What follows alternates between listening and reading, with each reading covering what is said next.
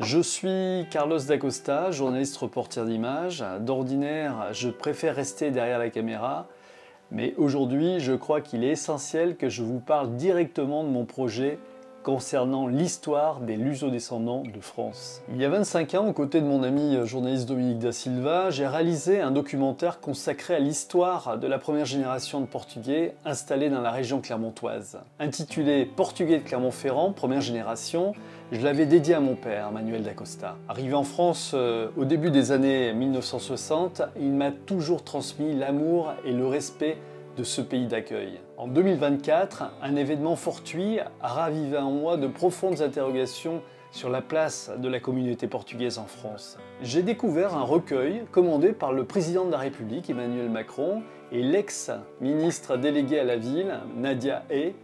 Ce document intitulé « Portrait de France » répertorie 318 personnalités issues de la diversité ayant marqué l'histoire de France. Malheureusement, dans le Portrait de France, aucune trace de la communauté portugaise. Une absence incompréhensible. Où est passé Aristide de Sousa Mendes, un diplomate portugais dont le courage et l'humanité ont sauvé des milliers de vies durant la Seconde Guerre mondiale?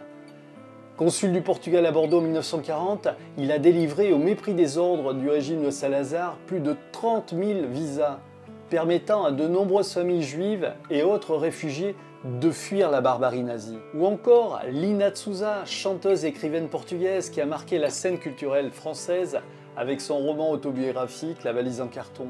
Notre communauté, forte de plus de 2 millions de personnes, est pourtant un modèle d'intégration et de respect des valeurs républicaines. Dès notre premier documentaire, nous soulignons déjà cette invisibilité. 3 décennies plus tard, je me heurte à ce qui me semble être une forme d'invisibilisation de la part de certains historiens. Face à ce silence, j'ai décidé d'agir.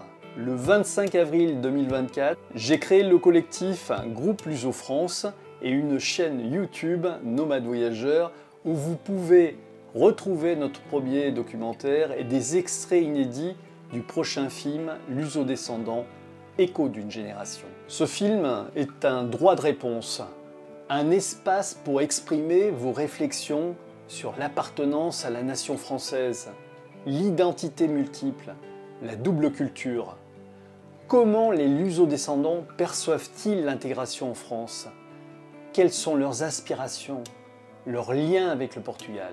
À travers ce récit, je tends le micro à celles et ceux dont la voix est trop souvent absente du récit national.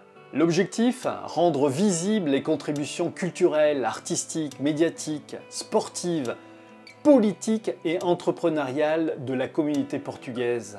Car cette histoire fait partie intégrante de l'histoire collective de la France. Et il est temps qu'elle soit racontée.